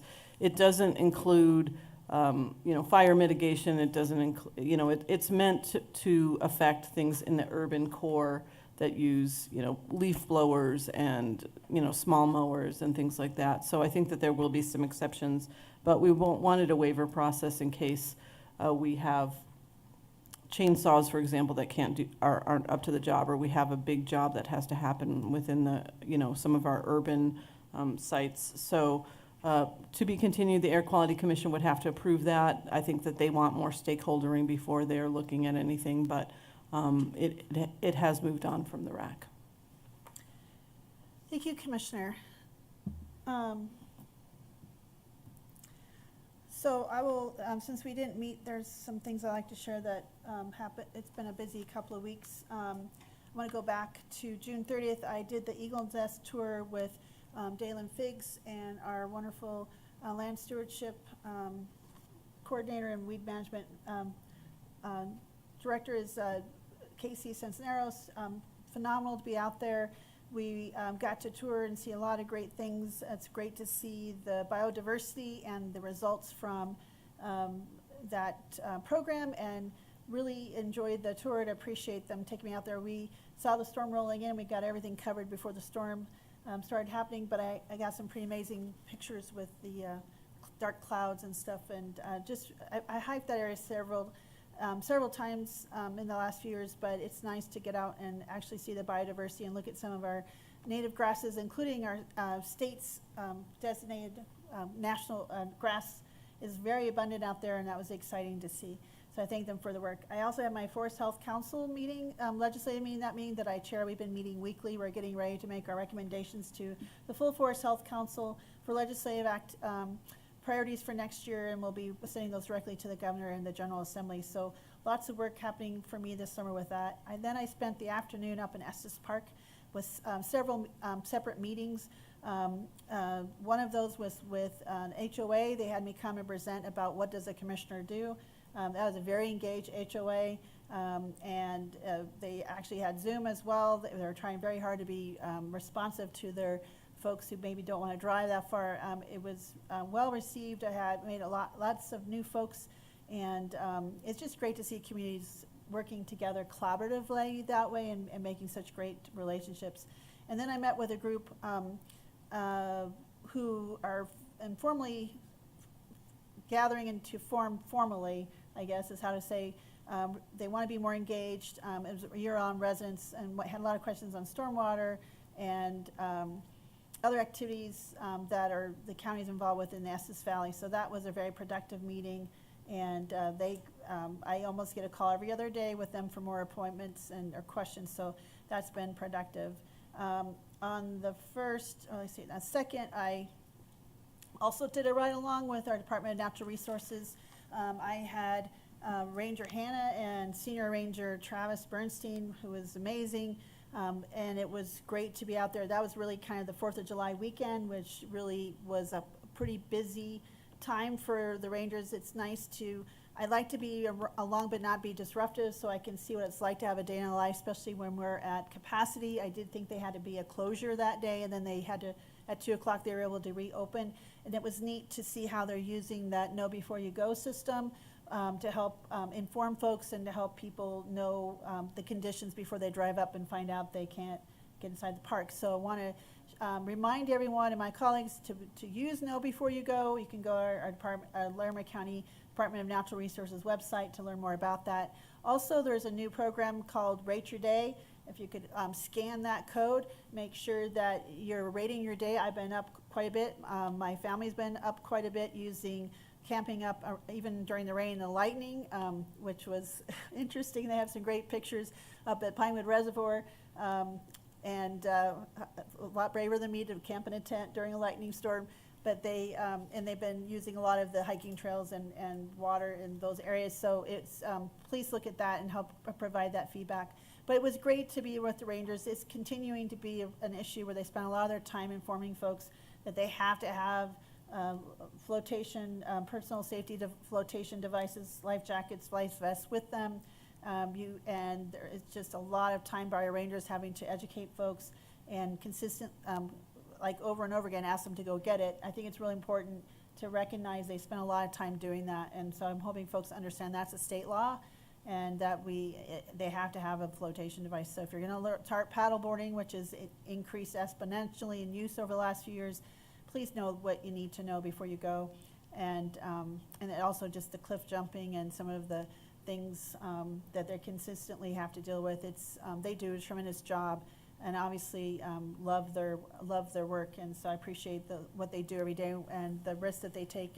And they put public safety first, and then they also protection of our natural resources, and then they're also very committed to education and then making a very excellent visitor experience. And I can say, as a frequent user of our open spaces and parks, they do a great job. Also, I got to see along with driving through the campgrounds and seeing all those things, I got to sit through a shift change. I have to say I was very impressed. They brought in Poudre Fire. Everyone between the gatehouse to people at the marina to the Rangers, everyone sits and has an equal voice, and every input is valued. And I was just really impressed of the teamwork and the rapport, and a job well done.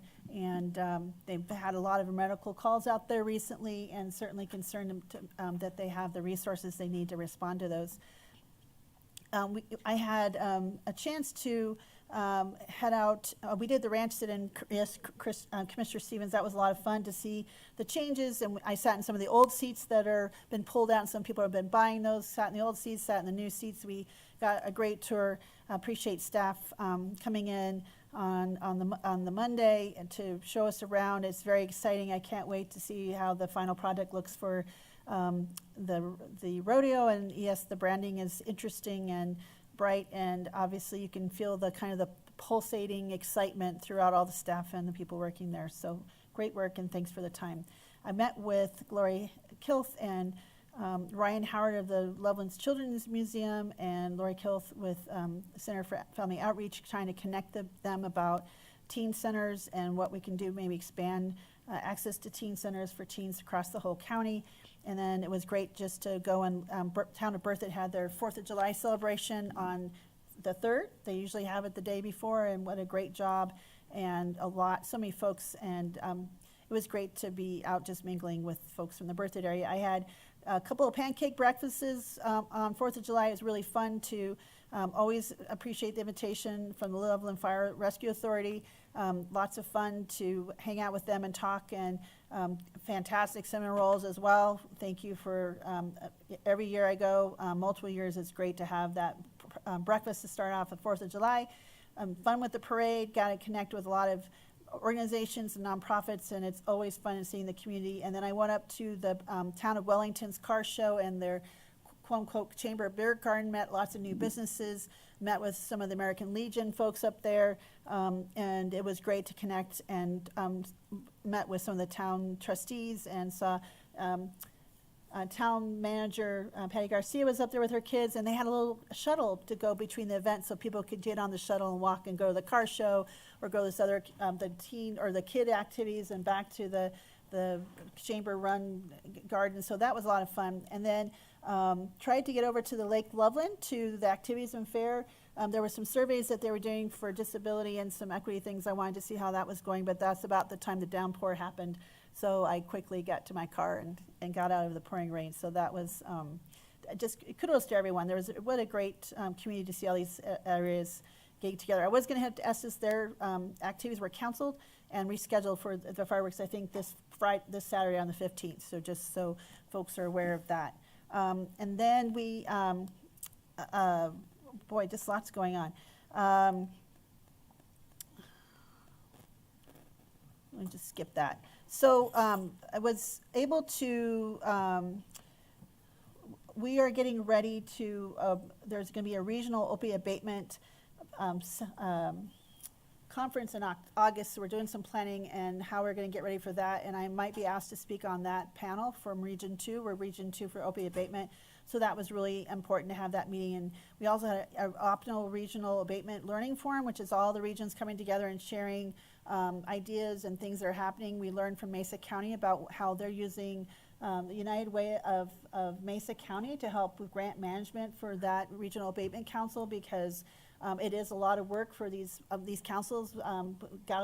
Have this abatement money from the pharmaceutical settlement, but how do we administer these grants long term, and making sure everyone has access to trying to help these funds doing the most good, save lives, but also help with recovery for folks impacted by opioid addiction.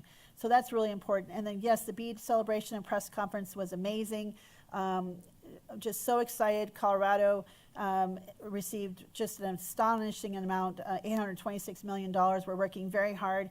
Mark Fathinger and the team working very hard to make sure we're ready and able to access this money.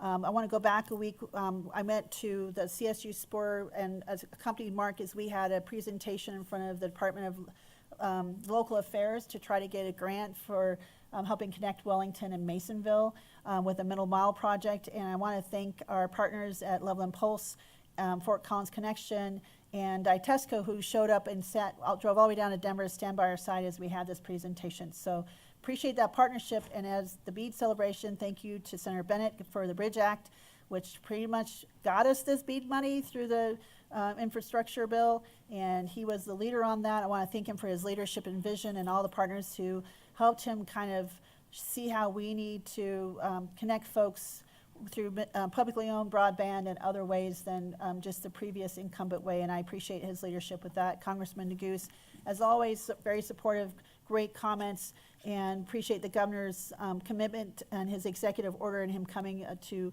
connect 99% of the count of Colorado to high-speed internet.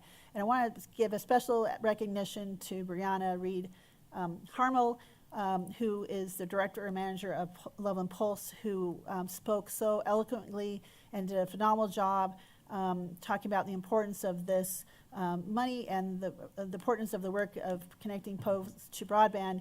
And we're able to announce to the public our partnership that we have been working on for the last 2.5 years with our broadband strategic plan through Larimer County, and our partnerships with there and the IGAs and this historic work that's getting national attention. This is our partners with Poudre Valley REA, Fort Collins Connection, Loveland Pulse and Larimer County, and Mark Fathinger, and all the team, and Brianna and Chad and everyone involved, and Trailblazer from Estes Park. Can't forget Trailblazer of Estes Park. We have now kind of named our group and our work together as NOCO Community Fiber Alliance. And they took all of our colors and logos and melded them into one logo, and you can go to the website, nocofiber.com, to learn more about this partnership and the work that we're doing. We have some pretty neat information and GIS maps, and I'm very proud of that work, and I just can't tell you how much I appreciate the partnerships. It is just phenomenal work. And also our partner of Ditesco has been instrumental and absolutely valuable, and we appreciate that. So really great stuff happening there, and just thank you to the governor, Senator Bennett, and also the Colorado Broadband Office. Brittany Rittner came, and she has been a great advocate and great to work with, and she also was there with her team. And Sarah Smith with the NAITA, and just great partnerships as we go forward, and really excited about what is to come. This is, to me, historic and game-changing and transformational for our community, and I'm just really grateful for the work. We had Forest Health Council meeting again. We're working really hard on these legislative things. This is really important for Larimer County. And then I spent time up in Teller County visiting with some of those commissioners, looking at their how they fight fires, their fire recovery. I also looked at fire recovery and just off, kind of under the radar in Jefferson County and Douglas County, traveling through those, trying to look at how their fire areas are covering, and the 4 Mile fire. So really important work with that, and also meeting with Sergeant Cook as we're learning more about how the co-responder program is growing, and the data that we're collecting, and looking at the responses for behavioral mental health calls, along with substance disorder calls, and very interesting data. And I want to thank him and his team for their work. And just, I was really excited about the things that are coming with that. And with that, that's all I have to share today. It's been pretty busy, and excited about what's happening in the community, and I look forward to presenting at NACO. Appreciate Lori Hodges and Josh for helping me get ready for our presentation about resiliency at the National Associated Counties in about a week. So thank you all. Okay, so that's all we have for our reports today. Want to move on to our next item, which is our executive session. And no legal decision is expected, so we will not be returning once we go into executive session. And this, as I said, we will not be returning, so we'll be adjourning right after that executive session. So I will ask Commissioner Kafals to read that motion to take us into executive session, please. Thank you. I move the Board of Commissioners enter into executive session pursuant to Colorado Revised Statute 24-6-4024B, conference with an attorney for the purpose of receiving legal advice regarding amendment of the Centerra South Urban Renewal Plan and the current statutory requirements for urban renewal plans that included agricultural lands. Thank you for that motion. Any further discussion? All those in favor? Aye. Aye. Aye. We thank you all for joining us today. We are now moving into executive session. Thank you.